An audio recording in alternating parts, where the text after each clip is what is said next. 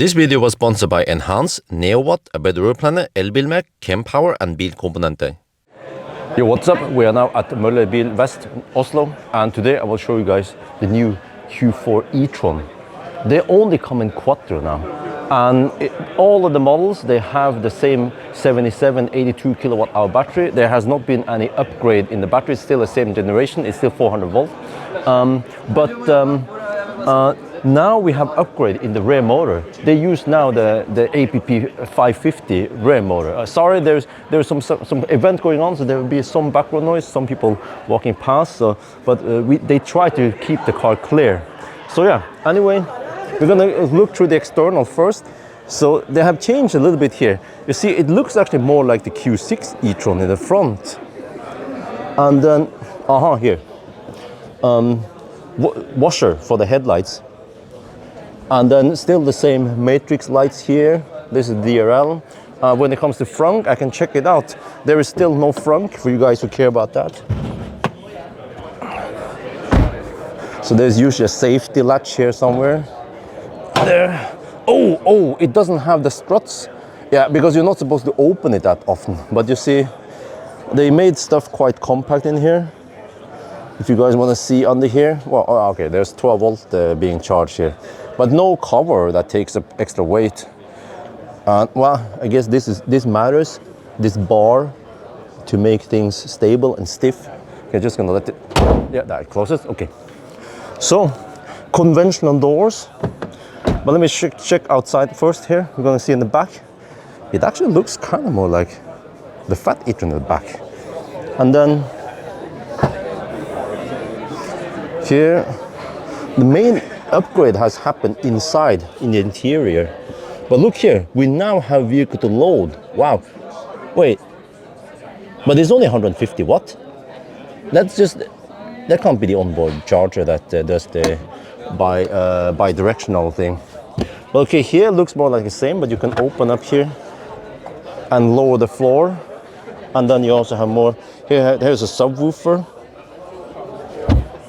Wait, if it has a subwoofer, this could be... No, okay. I will see. And then here we have anhakerkopplung. It just comes out like that, and you just have to click it on. So it's like semi-automatic, but that's pretty much good enough. And then let me try in the back. So they say that the interior has been upgraded a lot. Nicer.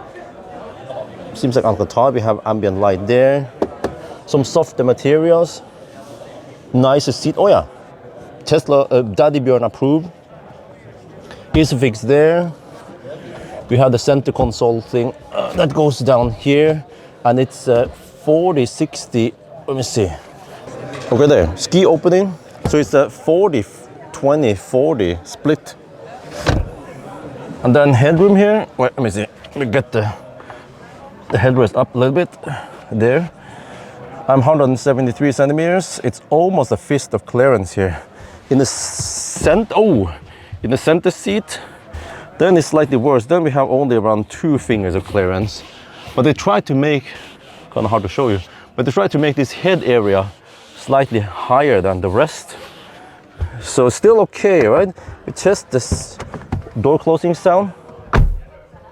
Sounds good, right? Center console.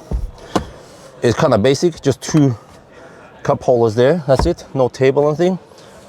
We have the seat heater control and some other stuff here, but the car is off right now, so I can't show you that. There's 2 USB-C and 1 12 volt outlet there. You see here, me as the only YouTuber, I think, or one of the only ones, at least I think there's a Thai guy. I will check how many watts each USB-C outputs. You can close the door here so it doesn't, yeah, slightly less noise. Okay, this is what you need to do in the MEB cars. Just buckle up and then push the brake, like I do, and then the car is on. So, what are we talking about in speed?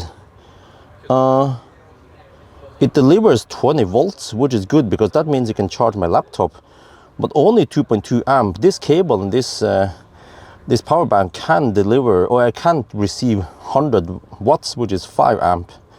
So only 44 watts. That is kind of disappointing. Let's just test the other side. I have seen cars where the left and the right side is not the same, but here I assume it's the same, as you can see. Yeah, same here. So only 2.2 amp. Should have been at least 70 watts, right, or more. The seat here seems to be good height. I haven't brought my measurement tool. Oh, but when I sit here, I feel like it's not the tallest seat. I would guess around 34 centimeters, whereas Model Y has 38 or something. But for me, it's okay, but taller people, they will feel that the seat is not that high. Front seat, great, nice feel, nice side bolsters. We have the breadcrumb collector there. Electric adjustable seat here. Nice touch on the pedals. And then here, this is more like the Q6 design. The interior, we have memory there. Let me check here. Not double glazed windows. Can take off that one. How quiet does it become then? It's fairly fine, okay. So we have now this new interface here. It actually has 3 screens. So this is more like the Q6 e-tron, except for that it has this passenger screen here, which I find useless because whenever wifey rides me, she never uses the passenger screen here. But you can do stuff here on the passenger screen, okay. But this is there. So now we can see the red ambient light in the back better. Also in the side here. And let me see. How good are the interior lights? Okay, kind of good, yeah. What is new here also is this. We now have double charging plate and ventilated. Wow, that is a nice upgrade. Finally, a few car manufacturers gets it. You can have double charging plate here in the front. Because I might want to charge my phone here, and then wifey might want to charge her phone there simultaneously, and we can finally do it now. And it has now upgraded center console versus before. There is still a start-stop button there, but you don't need it because you can, when you leave the car, it locks and then it will turn itself off. So here also, what I heard, let me show it better. Okay, is that you now have more physical buttons here. You see, wonderful. Not that haptic scheisse that we have seen in the past. So this is way better. And also here, wonderful. We have a cruise control stalk. This is superb because it's quite distinct movements you do versus having it on the steering wheel that I actually get in about 90% of the cars I test nowadays. So great there. Check here, center console, kind of small, but also 2 USB-C. Well, we can also test them. Plug in on this side first. See again, always be testing. What do we get here? Where's it ramping up? Yeah, same there. Okay, it seems like the whole car has the same power limit. We can just check. So we have tested all the ports. Yeah, so the same power. I need to highlight something. If you look here, maybe not that easy to see here. Everything is kind of dark in here, but try to turn on some interior light. They have removed any piano block. Okay, there's a little bit here, right, and here, but they should have way less reflection, and actually maybe it looks better. Many people, they don't like the look of piano black, so they actually remove lots of the piano black. We still have physical handles here for HVAC, same here.